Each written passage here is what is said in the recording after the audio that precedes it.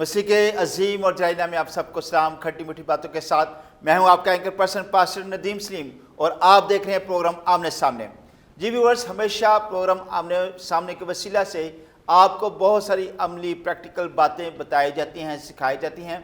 आज बहुत कुछ ऐसी चीज़ों पर बात होने वाली है जो आपकी रोज़मर्रा ज़िंदगी में बहुत सारे मसाइल को हल करेंगी। ख़ास तौर पर जब हम बाज़ार जाते हैं ख़रीदो फ़रोख्त के लिए तो बहुत दफ़ा हम इग्नोर कर देते हैं कि ख़रीदो फ़रोख्त के भी कुछ कवानीन हैं, कुछ असूल व ज़वाबत है जिसका हमें ख्याल रखना चाहिए। मिसाल के तौर पर बाज़ का हम चीज़ बेचते हुए रसीद देना भूल जाते हैं या चीज़ लेते हुए रसीद नहीं लेते और बाज़ का बाद में हमें किसी ना किसी प्रॉब्लम का सामना करना पड़ सकता है। इस तरह बहुत सारी दूसरी प्रैक्टिकल चीज़ें हैं जिस पे आज हम बात करेंगे, जिससे आपके इल्म में ना सिर्फ होगा इजाफा बल्कि आप सीख पाएंगे वो बातें जो आपको बहुत सारे मुश्किलात से बचाने के साथ साथ आपके पैसे भी बचाएंगे। इन्हीं चीज़ों पर बात करने के लिए आज हमारे दरमियान जनाब एडवोकेट यासिर जोसेफ साहब मौजूद हैं जो कि एडवोकेट हाई कोर्ट हैं। और सर, आपको आज प्रोग्राम आमने सामने में वेलकम कहते हैं। जी, बहुत शुक्रिया। बहुत खुशी हुई आपसे मिलकर, बड़े हैंडसम लग रहे हैं और आपकी मुझसे बहुत प्यारी।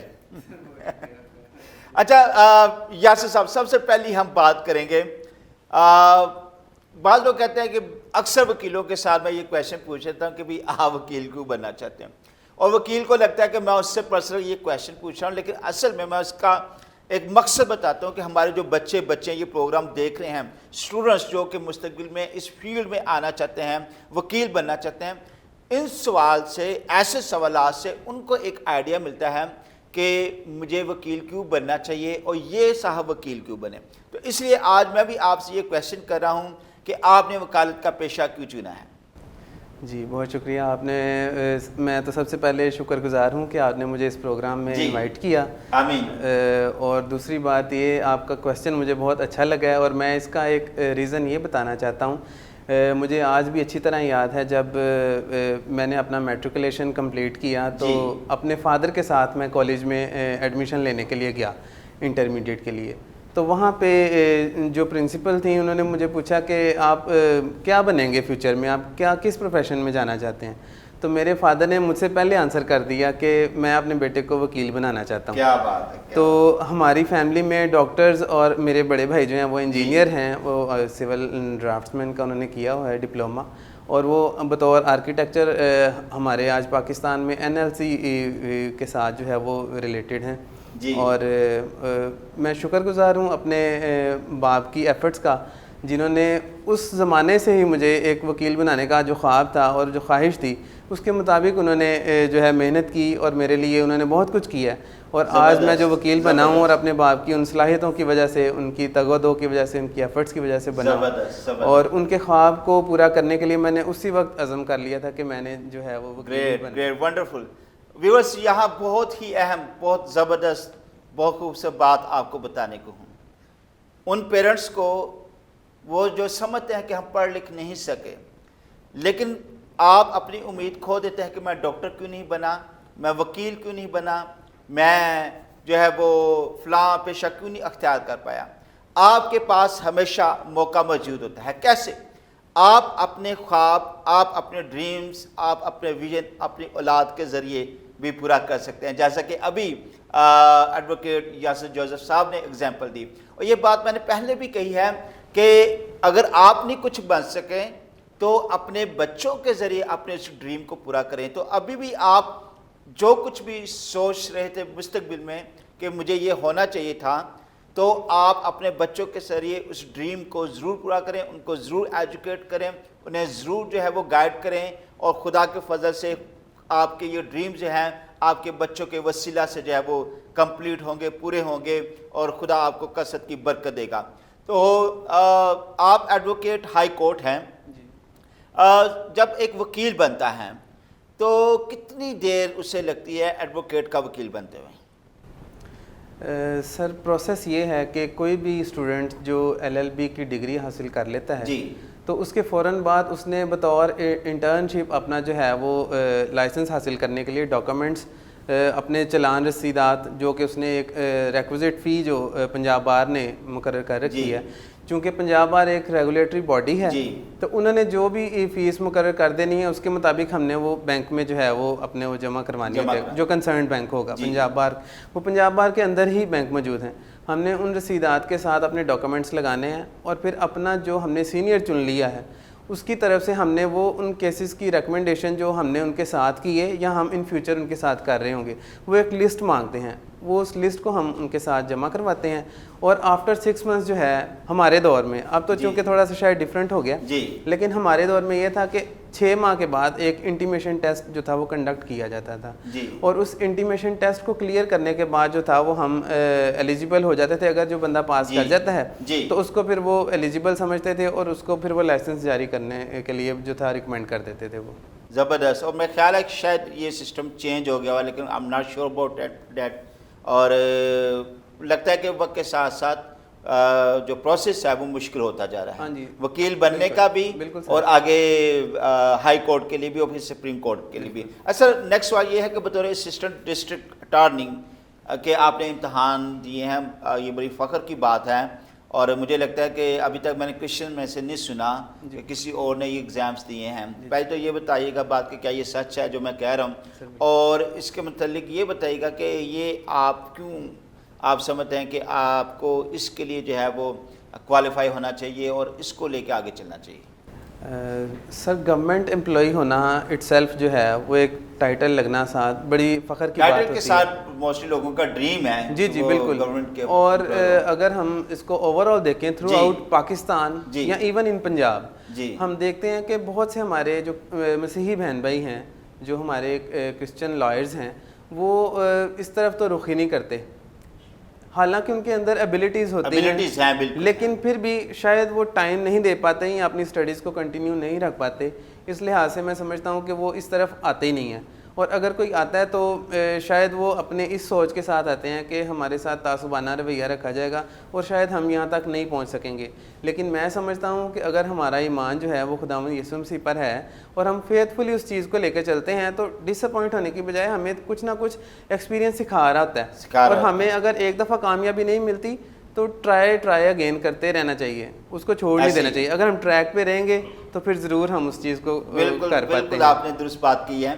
अच्छा, इसमें एक चीज़, क्या एक क्राइटेरिया है कि इस किस्म के वकील जो है वो इस इम्तहान के लिए अप्लाई कर सकते हैं, या आपका सिर्फ एडवोकेट हाई कोर्ट होना ज़रूरी है या डिग्री होना ज़रूरी है? सर एक्चुअली ये आती है इनकी एडवर्टीजमेंट के ऊपर ही सारी क्वालिफिकेशन जो है वो बता देते हैं कि अगर एक बंदा जो इस इम्तिहान के लिए आ रहा है उसके अंदर एबिलिटीज़ क्या क्या होनी चाहिए, वो किस लिहाज से एलिजिबल है, उसकी सिर्फ स्टैंडिंग जो है क्या वही उसको एलिजिबल बनाती है एग्ज़ाम्स के लिए, या उसके अंदर अपनी भी क्वालिटीज़ होनी चाहिए उस एग्ज़ाम्स के लिए। ये बात तो एडवर्टीजमेंट के अंदर उन्होंने बताया होता है कि अगर LLM के साथ अप्लाई कर रहे हैं तो 2 इयर्स की जो है वो स्टैंडिंग होनी चाहिए, और अगर हम LLB के साथ जा रहे हैं तो minimum 4 years practice as a lawyer जो है वो रिक्वायर्ड है। बैरिस्टर हो, अगर वो बैरिस्टर हैं तो उसके लिए भी 2 इयर्स की ही है। 2 इयर्स की है। चूँकि सर बहुत से सवालात हैं, टाइम कम है, एक बड़ा अहम क्वेश्चन मैं करूँगा जिसका सामना हर एक शख्स को और हर एक वकील को करना पड़ता है। और सवाल ये है कि एक शख्सी सवाल के तौर पर मैं ये चीज़ पूछ रहा हूँ कि वकालत के साथ साथ आप खुदा को कैसे टाइम देते हैं, और इन सारी चीज़ों के साथ फैमिली को भी बैलेंस रखना है, ठीक है? तो ये तीनों चीज़ों को कैसे लेके आप चलते हैं? मैं यहाँ पे आज आइज़िक टीवी के प्रोग्राम पे हूँ और मैं समझता हूँ कि मुझे कुछ छुपाना नहीं चाहिए, मुझे सारी चीज़ें जो है वो हकीकत हाँ जी हकीकत के साथ ही बयान करनी चाहिए। तो इसमें कोई शक नहीं है सर कि अगर हम एक फैमिली वाले हैं, मैरिड हैं, बीवी बच्चों वाले हैं, तो ये बहुत मुश्किल हो जाता है बाज़ औक़ात अपनी स्टडीज़ को रखना साथ जारी, और साथ साथ अपने प्रोफेशनलिज्म के साथ साथ अपनी स्टडीज़ कंटिन्यू करते हुए आप आगे किसी कम्पिटिटिव एग्ज़ाम्स में आ रहे हैं। तो मेरा ख्याल है कि उसके लिए बहुत यानी कॉम्प्लिकेशंस का भी सामना करना पड़ता है और टाइम कंज्यूमिंग है, ज़ाहिर बात है। अगर हम अपनी स्टडीज़ प्रॉपर नहीं करेंगे तो फिर मेरा ख्याल है कि कामयाबी हम जो है वो वहाँ तक रसाई नहीं हो पाती। तो मैं खुदावंद का शुक्रगुज़ार हूँ कि खुदावंद ने हमें शुरू से ही ब्लेस किया हुआ है, बचपन से लेकर आज तक हमें जो हमारे वालिदैन ने भी तरबियत दी है, हम खुदावंद में हमेशा रहे हैं और खुदावंद की प्रस्तिश करना, गाना बजाना जो है, म्यूज़िक जो है वो भी हमारे गॉड गिफ्टेड है हमारी फैमिलीज में ही। Praise God. तो मैं एक वक्त था कि मैं सर इसमें जो खुदावंद से थोड़ा दूर भी हो गया था।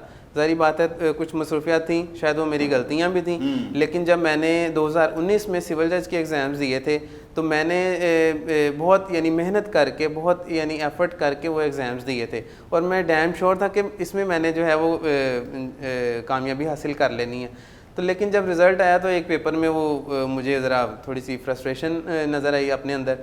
तो मैंने खुद से ही ये असेस किया कि मैं खुदावंद को टाइम नहीं देता रहा हूँ, तो मैं दुआ से थोड़ा हटता जा रहा था। तो जब आहिस्ता आहिस्ता मैंने खुद को खुदावंद के लिए दोबारा से फिर पेश किया, मैं दोबारा से फिर से खुदावंद के करीब होना चाहता रहा और फिर हुआ भी।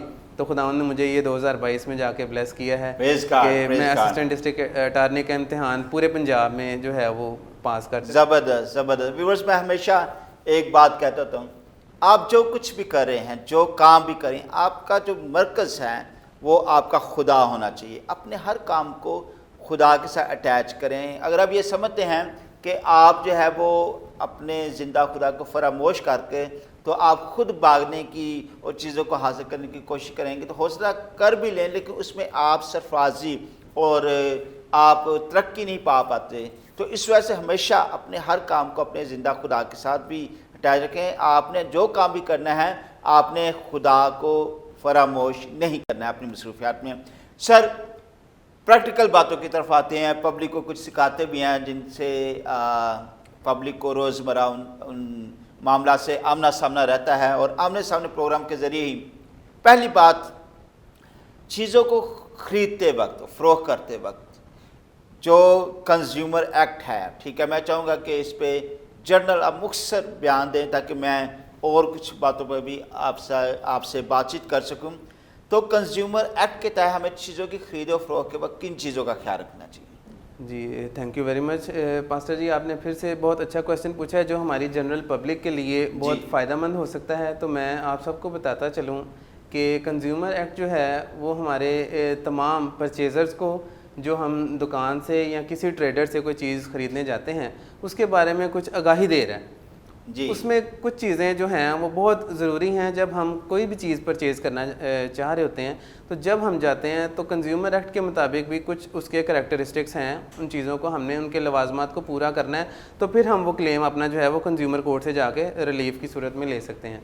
अभी अगर हम कोई चीज़ ख़रीदने जाते हैं तो हमें ज़रूरी है कि हम उसकी एक रसीद जो है वो उस ट्रेडर से लें। उस रसीद के ऊपर डेट लिखी होगी, उस डेट के साथ उस आइटम का या जो भी जो प्रोडक्ट हम, जो भी गुड्स हम ख़रीद रहे हैं उसका ज़िक्र किया हुआ हो और उस डेट के साथ साथ हमारा नाम उस पर होना ज़रूरी है।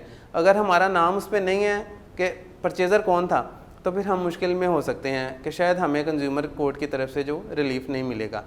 और उस रिलीफ़ की सूरत में हमें क्या क्या मिल सकता है, वो ये है कि कोर्ट कह सकती है कि आप उसका इतना स्पेसिफिक पोर्शन जो है आपने इसको यूज़ किया हुआ है, तो आप उसकी कुछ जो है वो इन मनी, मतलब आप वो पैसों की सूरत में कुछ रिटर्न कर सकते हैं, या ये भी हो सकता है वो आपको उस चीज़ की कीमत जो है वो सारी वापस रिटर्न कर दें, या आपको कुछ डैमेजेस की सूरत में वो दे सकते हैं, या आपको वो उसके एक्सचेंज करके कोई और नई आइटम उसी तरह की उसी कंपनी की दे सकते हैं। तो कंज्यूमर कोर्ट हमें ये बताता है कि हम किस सूरत में अपना रिलीफ या अपना क्लेम जो है वो कितने स्पेसिफिक पीरियड के अंदर जो है वो रिलीफ अपना क्लेम कर सकते हैं। जी, ज़बरदस्त सर।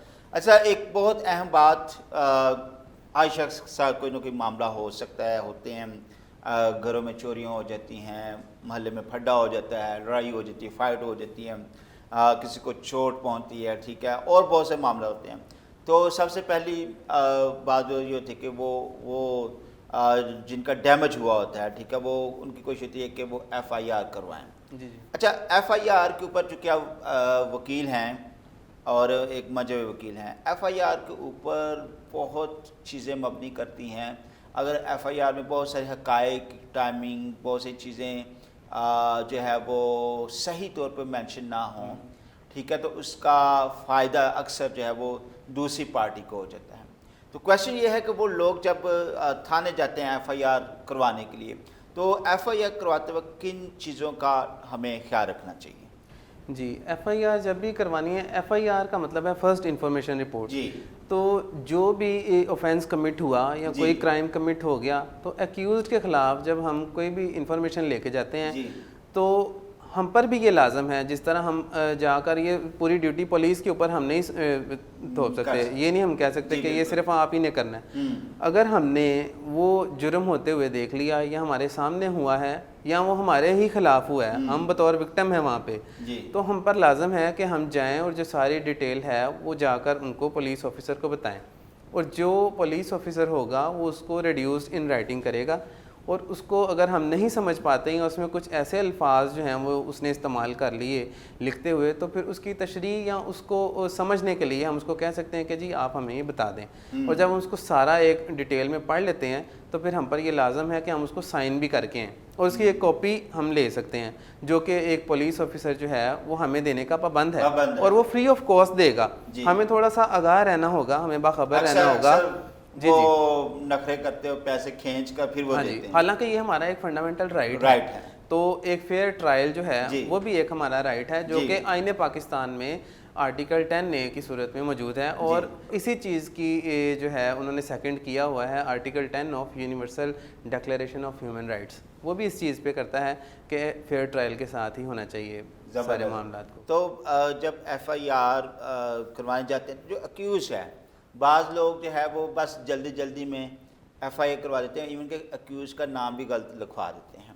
तो इसका बेनिफिट या नुकसान क्या होता है? Sir, mere benefit of doubt is sufficient to grant और रिलीज एनी कॉन्विक्ट। तो जो एक्यूज जो है वो ऑलरेडी प्रिज्यूम किया जाता है कि ये फेवरेट चाइल्ड ऑफ लॉ है, तो उसको हमने ये देखना है कि हम कोई अपनी तरफ से लकूना ऐसा ना छोड़ दें या उसमें कोई अनड्यू डिले ना करवा दें। जैसे हुआ है उसको हमें फ़ौरन चाहिए कि जाकर उसकी फर्स्ट इन्फॉर्मेशन रिपोर्ट जो है उसको लॉन्च करवा के। अच्छा, एक इंसिडेंट होता है, मैं चूँकि एफआईआर लिखवाते हुए किन चीज़ों का हमें ख्याल रखना चाहिए, सारी चीज़ें तो नहीं हम यहाँ पर अभी बयान कर सकते, मेरे ख्याल में फ्यू चीज़ों को डिस्कस कर सकते हैं। एक इंसिडेंट हुआ और नदीम साहब ने कहा अच्छा यार मैं ना ये सुबह 10 बजे वाक़या हुआ, मैं अभी बिज़ी हूँ, चलो मैं शाम को या रात को जाके एफआईआर करवा देता हूँ। कितना नुकसान हुआ मुझे? सर, जो डिले है, डिले डिफीट्स एक्विटी, तो डिले हमें नहीं करना,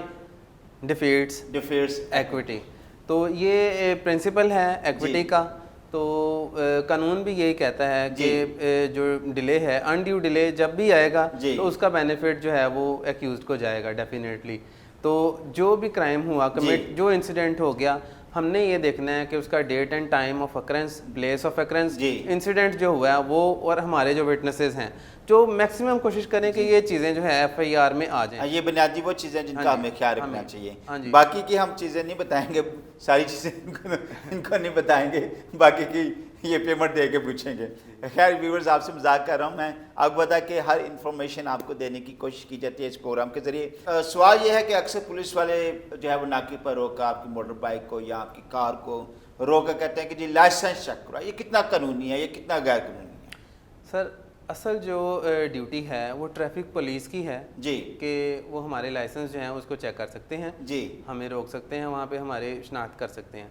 लेकिन जो हमारी पंजाब पुलिस है उनको पुलिस ऑर्डर 2002 के तहत उनको ये रोका भी गया है, उसके आर्टिकल 155, 156 और 157 के आर्टिकल भी याद है। हाँ जी, क्या बात है। तो उसके मुताबिक अगर कोई ऐसी वेक्सेशियस वो करते हैं सर्च या कोई ऐसा सीजर कर लेते हैं तो उनको वहाँ पे 5 साल तक की सज़ा भी हो सकती है, जो हमारी आम पब्लिक को शायद नहीं पता। तो नहीं पता। मेरा ख्याल है कि इस पुलिस ऑर्डर 2002 को थोड़ा सा पढ़ लिया जाए तो उस पर पता चलता है कि पंजाब पुलिस अपनी जो है वो पावर्स को नाजायज़ तौर पर इस्तेमाल नहीं कर सकती है। अच्छा सर, एक अहम ज़रूरी बात, चूँकि टाइम हमारे पास ख़त्म हो चुका है, मैं 4 सवाल स्किप करके मैं सिर्फ एक सवाल करूँगा आपसे, और फिर आपसे मैं नौजवानों के लिए, बेटों बेटों के लिए या कौम के जो भी आप अपने दिल की बात करना चाहते हैं, फिर मैं कहूँगा कि आप वो करें। वकालत की डिग्री के बाद अक्सर लोगों का यही होता है कि जी बस काला कोट पहन लिया और अदालत जाना, बस ये शोबा है। आज मैं चाहता हूँ वो बच्चे जो वकील बनना चाहते हैं, एडवोकेट बनना चाहते हैं मुस्तकबिल में, सवाल ये है कि क्या वकील बनकर, वकालत की डिग्री लेकर इसमें डिफरेंट मुफ्ती शोबा जात हैं, अगर वो हैं तो वो क्या है? हाँ जी सर, ये बहुत अच्छा क्वेश्चन आपने फिर से मुझसे पूछा है। तो वकालत की डिग्री लेने का मकसद ये नहीं है कि आपने सिर्फ वकालत ही करनी है। जी। ये मेरे साथ भी हुआ था ऐसे अच्छा। कि जब मैंने वकालत की डिग्री हासिल कर ली, मुझे लाइसेंस मिल गया जी। तो उसका जो मेरा इनिशियल टाइम था ना, उसमें मैंने देखा कि ये तो मतलब थोड़ा सा अजीब लगना शुरू हो गया मुझे कि इसमें कई दफ़ा बाज़-औक़ात हमें एक्यूज़ को बचाने के लिए बाज़-औक़ात करना पड़ता है, कुछ स्टोरी कॉन्कॉक्टेड भी करनी पड़ती है, कुछ बनाना पड़ता है, कुछ झूठ भी बोलना पड़ता है। तो मैंने अपने फादर को तब कहा था कि पापा आपने मुझे किस फील्ड में भेज दिया, मेरा अंदर से इनर मतलब नहीं आती ये चीज़ कि मैं ये काम करूँ। तो उन्होंने कहा अभी आपको यानी इतना टाइम नहीं हुआ, आहिस्ता आहिस्ता आपको इसकी अहमियत पता चलेगी। तो जब फिर मेरी सोच भी मोल्ड होना शुरू हुई कि मैंने सिर्फ वकालत नहीं करनी, इसके बाद मेरे पास उसकी स्कोप क्या है, बतौर उसमें हम बतौर जज भी जा सकते हैं, यानी जुडिशरी की सूरत में आप एग्ज़ाम्स में अपीयर हों, जुडिशल एग्ज़ाम्स में अपीयर होते हैं, उधर से निकलते हैं तो आप बतौर जज भी काम कर सकते हैं। फिर इसी तरह प्रोसिक्यूशन डिपार्टमेंट में है, वो अगर हमने फौजदारी काम की सूरत में देखना है तो हम ADPP या DDPP की तरफ जा सकते हैं। इसी तरह अभी रिसेंटली मैंने जो असिस्टेंट डिस्ट्रिक्ट अटार्नी का इम्तिहान दिया है वो हमारे सिविल मैटर्स की प्रोसिक्यूशन है और हमने गवर्नमेंट को रिप्रेजेंट करना है। तो इसकी सिर्फ यहाँ पर आके उसकी हद ख़त्म नहीं हो जाती कि आपने वकालत की डिग्री ले लिया तो आप सिर्फ वकील ही बन के उसको बतौर वकील आप प्रैक्टिस जारी रखें, तो उसके साथ साथ आप आगे मुकाबले के इम्तिहान में भी आ सकते हैं। बिल्कुल बिल्कुल। और बहुत सारे मैंने देखा कि आते हैं बाद में। सर बहुत ज़बरदस्त आपने बातें की, व्यूअर्स आपको भी बहुत कुछ सीखने को मिला जो कि आपकी प्रैक्टिकल ज़िंदगी के लिए इंतहाई अहम है। सर इससे पहले कि आप रुखसत हों यहाँ से और अपनी यादें छोड़ दें, यादें तो खैर नहीं क्योंकि मैं आपको दोबारा भी बुलाता रहूँगा, क्या पैगाम आप अपनी नौजवान नस्ल को, अपनी कौम को देना चाहेंगे? मैं बतौर मसीही होने की हैसियत से अपने तमाम मसीही बहन भाइयों को, अपने स्टूडेंट्स को, जो हमारे मसीही बच्चे जो हैं वो अभी लॉ फील्ड से रिलेटेड हैं या आगे उन्होंने अपना जहन बनाया हुआ है कि हमने LLB की डिग्री हासिल करनी है, तो उनके लिए ख़ास तौर पर मैं ये पैगाम देना चाहूँगा कि मसीहियत में रहते हुए हमें, चूँकि खुदावंद यीशु मसीह ने भी यही पैगाम दिया था कि आपने उम्मीद के साथ रहना है, आपने ईमान के साथ रहना है, आपने मोहब्बत के साथ रहना है। तो हमने ये नहीं देखना कि तासुबाना रवैया अगर कोई करता है तो कोई बात नहीं, हर दफ़ा आपके पास तासुबाना रवैये वाले नहीं रहेंगे। तो क्या बात, ज़बरदस्त तो ज़बरदस्त। हमें ईमान रखते हुए खुदावंद पर एतमाद रखना चाहिए और हमें अपनी स्टडीज़ को, जो हमारा एक जहन है, हमारी अपनी ख्वाहिशात हैं या हम किसी से इंस्पायर होके अगर अपनी एबिलिटीज़ को उस लिहाज से निखार के सामने ला सकते हैं तो मेरा ख्याल है कि हमें उस पर डटे रहना चाहिए और मेहनत करनी चाहिए। खुदावंद उसका ज़रूर आपको अजर देता है। ज़बरदस्त ज़बरदस्त, great great, wonderful wonderful wonderful. Viewers आप देख रहे थे प्रोग्राम आमने सामने, जनाब एडवोकेट यासिर जोसेफ साहब बहुत खूबसूरत बातें की। अगर आप इस प्रोग्राम को लाइक कर रहे हैं तो ज़रूर हमारे यूट्यूब चैनल आमने सामने लाइक कीजिएगा, सब्सक्राइब कीजिएगा, दूसरों के साथ शेयर कीजिएगा ताकि आज की ये अहम इंफॉर्मेशन, मालूमात आप तक भी पहुंचती रहें, दूसरों तक भी पहुंचती रहे। उसके साथ साथ पास्टर अनवर फजल, सिस्टर निदा अनवर और पास्टर शौकत फजल, उनकी मिसेस को, एटर्नल लाइफ और आज एक टेलीविज़न की टीम को भी अपनी दुआ में याद रखेगा। और इसी तरह से ज़रूर आप मुल्क पाकिस्तान को भी अपनी दुआ में याद रखें। व्यूअर्स अगले हफ्ते एक नए प्रोग्राम के साथ और एक नए गेस्ट और मुख्तलिफ सवालात के साथ आपसे होगी दोबारा मुलाकात। तब तक के लिए अपने एंकर पर्सन और आज के गेस्ट एडवोकेट यासिर जोसेफ साहब को इजाज़त दीजिएगा। खुदा हाफिज। पाकिस्तान जिंदाबाद।